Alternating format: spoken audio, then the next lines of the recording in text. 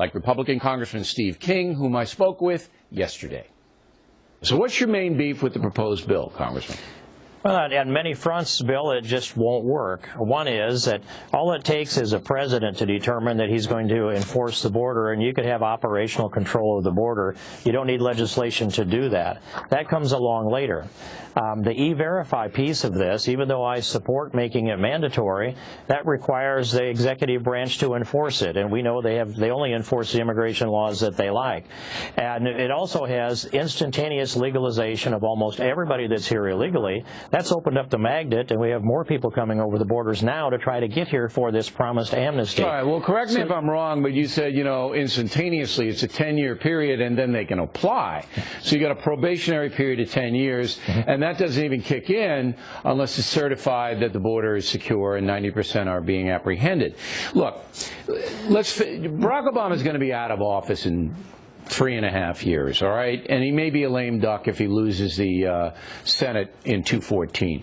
Isn't it time now that the Republican Party maybe bend a little and get back in the game with Hispanic American voters? Because if you don't, you're never going to prosper here. The demographics are just set against the Republican Party. You've got to bend here.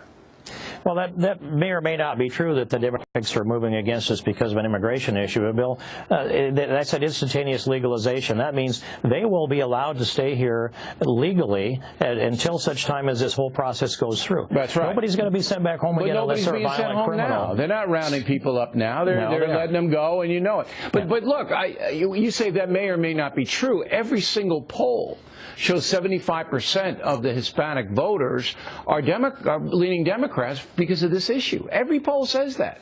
So, I mean, if you're going to dig in your heels and say, well, I'm never going to compromise on the issue, and I'm not saying you, I'm saying the party, you can kiss it goodbye. 25 to 30% of the voters not going to vote for you. African Americans and Hispanic Americans. That's what the president told us in a closed-door session before the Republican conference. He said, you're never going to win another national election unless you adopt this comprehensive immigration reform. And he said to us Republicans, I'm trying to help you Republicans. Well, 75% of the Hispanics in this country today, and up as high as 81%, want more government, more taxes, more government services. That's not what we're selling. We're selling the rule of law, individual responsibility, and equal opportunity. And so I don't think that Republicans can gain an electorate by simply sacrificing the rule of law in order to start a conversation when that topic of immigration is last on a list of 6 among Hispanic voters in the country today. Well, it may be last, but the perception is that the Democratic Party is going to give them stuff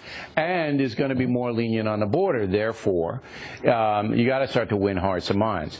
Now, I've always said that if I were a poor Mexican, I would come to America illegally to feed my children and send money back. And I feel it's the fault of our federal government and Mexico, of course, but our federal government for exploiting these people and really letting them in for years. I mean, Ronald Reagan gave amnesty and promised things would change. It never changed. Had a series of Republican and Democrats that didn't do anything.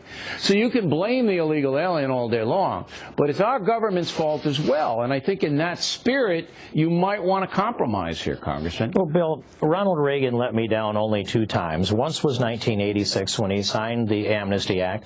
He was honest enough to call it the Amnesty Act, but he could not follow through on his word to enforce the law, and each succeeding administration has enforced it less and less, and now we're at this point where the president has unconstitutionally and lawlessly announced that he's not going to even keep his own oath of office with regard to immigration. So we're destroying the rule of law. We're blowing it up. And what do we expect to have for a country if we don't have the rule of law?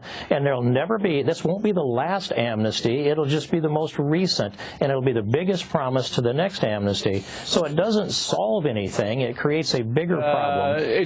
I know what you're saying, Congressman, but I don't think it's realistic. I really don't. I think you're involved now in a perception deal here, and if Hispanic Americans don't open up a little bit toward the GOP, they're shot.